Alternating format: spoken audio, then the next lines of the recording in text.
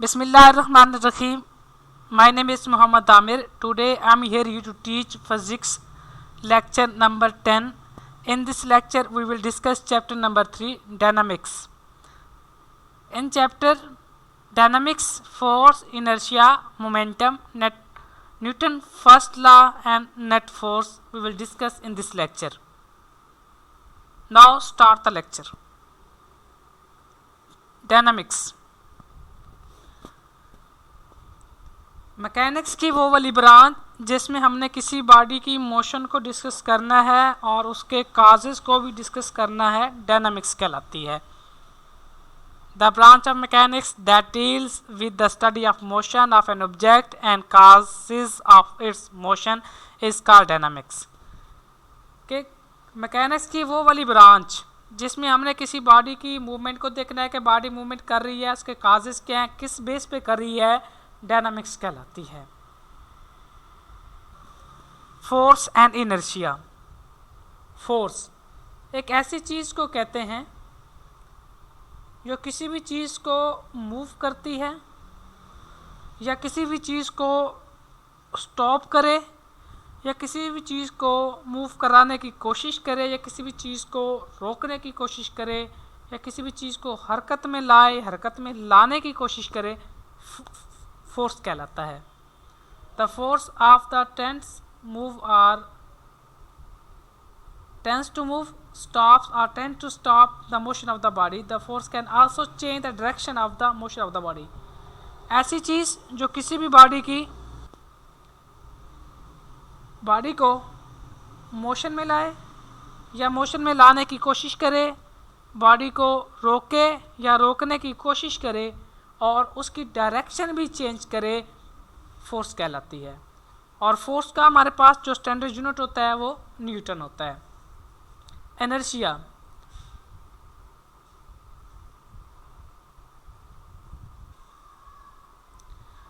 Inertia किसी body की ऐसी खुसूसियत को कहते हैं, किसी प्रॉपर्टी को कहते हैं जिसकी वजह से बॉडी के अंदर जो चेंज आता है वो उसकी रेस्ट मोशन हो या रेस्ट हालत में हो या मोशन की हालत में हो, उसकी resistance any change in the state of the rest and the motion, वो हमारे पास इनर्शिया कहलाता है.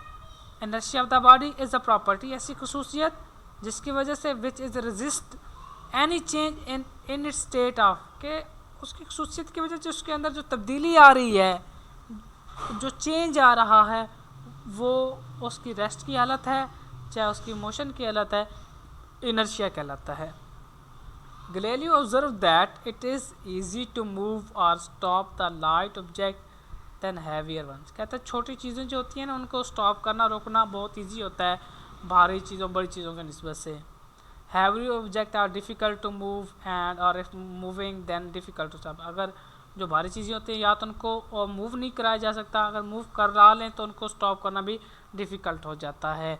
तो Newton calculate that every resistance is the change in the, मतलब ऐसी चीज़ जो उसकी स्टेट को चेंज कर दे, इनर्शिया कहलाती है. मतलब है एक गिलास लें, गिलास के ऊपर आप पेपर बोर्ड रखें और उसके ऊपर आप कॉइन रखें, तो आपने जर्क के साथ उसको खींचें तो आप देखेंगे, ऑब्जर्व करेंगे कि अब उसकी जो मूवमेंट है उसके अंदर चेंजिंग आई है, तो ये हमारे पास क्या कहलाता है, इनर्शिया कहलाता है. और एक और टर्म, एक और भी हम यहाँ पे एग्जांपल ले लेते हैं. आपने पेपर की स्ट्रिप लेनी है और उसके ऊपर कॉइन्स रखने हैं और आपने उस स्ट्रिप को क्विकली तेज़ी के साथ खींचना है, तो आप भी इसकी स्टेट के अंदर जो तब्दीली आएगी कॉइन्स की, वो भी हमारे पास इनर्शिया कहलाती है. The next term is momentum. Momentum किसे कहते हैं? हर वो बॉडी जो मोशन में हो और उसमें मास और वेलोसिटी मौजूद हो, मोमेंटम को ऑब्जर्व करती है. A body is the quantity of the motion its positive due to its, कि बॉडी में मास और वेलोसिटी की वजह से उसके अंदर जो मूवमेंट आई है वो उसका मोमेंटम कहलाती है. ठीक है.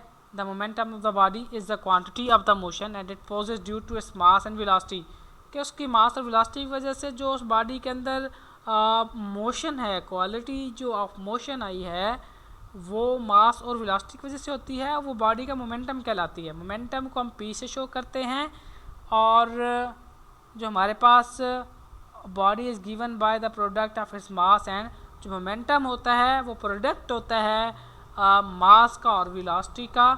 P is equal to mv, हमारे पास एक फार्मूला बनेगा। मोमेंटम हमारे पास क्या है, वेक्टर क्वांटिटी है, और इसका स्टैंडर्ड यूनिट हमारे पास क्या होता है, किलोग्राम होता है। क्यों, मास का किलोग्राम, वॉल्यूम का क्या आता है, यहाँ पे ये वेलोसिटी है, वॉल्यूम नहीं है, सॉरी वेलोसिटी है, मीटर पर सेकंड होती है, तो किलोग्राम मीटर पर सेकंड इसका स्टैंडर्ड यूनिट कहलाता है।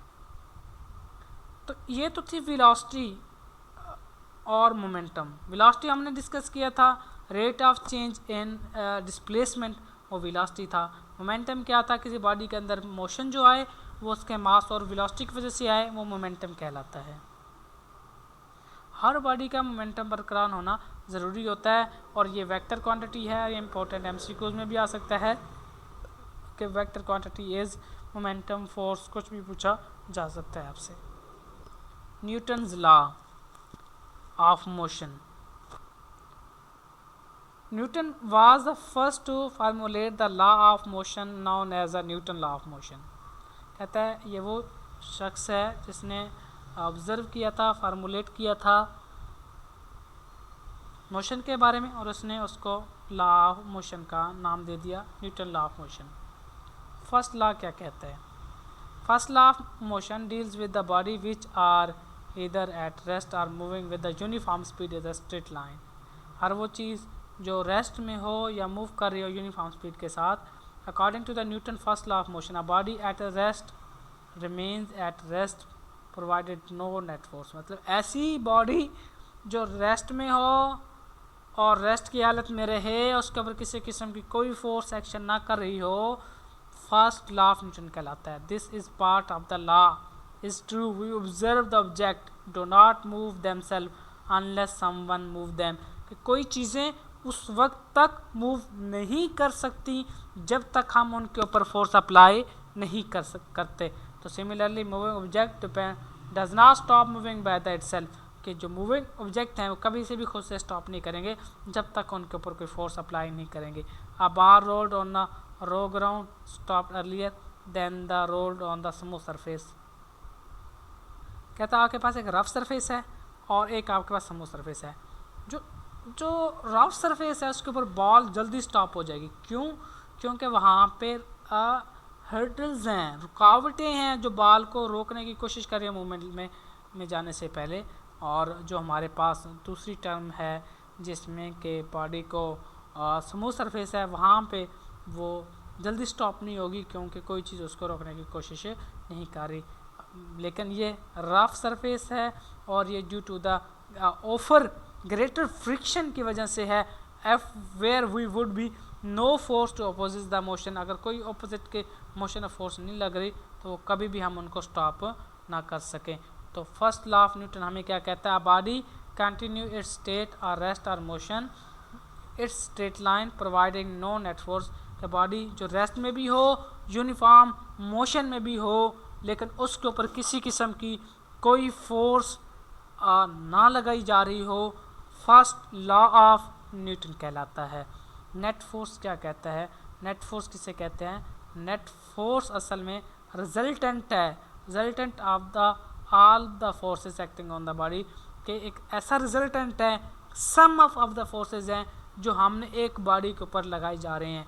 कैसे, एक्स एक्सिस के ऊपर अपने बॉडी के ऊपर फोर्स कैसे अप्लाई की, वाई एक्सिस के ऊपर अपने बॉडी के ऊपर फोर्स कैसे अप्लाई किया, तो ये रिजल्टेंट है। ऑल द फोर्स जो हमने किसी बॉडी के ऊपर एक्ट कर रहे हैं वो नेट फोर्स कहलाता है।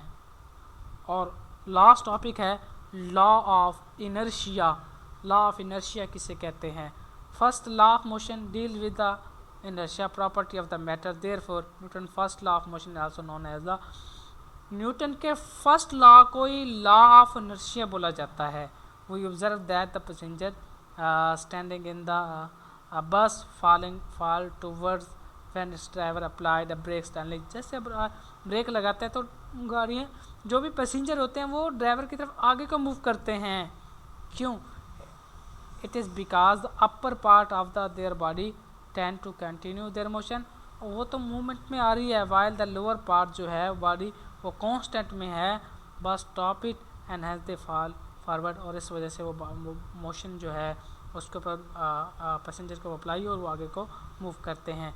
तो हम ये कह सकते हैं ऐसी बॉडी जो इनर्शिया की प्रॉपर्टी हो, मैटर हो को फॉलो कर रही हो, न्यूटन फर्स्ट लॉ हो भी है इसमें शामिल, और हम न्यूटन के फर्स्ट लॉ को लॉ ऑफ इनर्शिया का नाम देते हैं। तो यहाँ से ये इसको अंडरलाइन कर लीजिएगा, मैंने इसको शेडेड कर दिया है इस एरिया को, और ये हमारे पास लॉ ऑफ इनर्शिया कहलाता है। Thank you so much. In this next we will move on further with the new video, new lecture of chapter number 3. Allah Hafiz.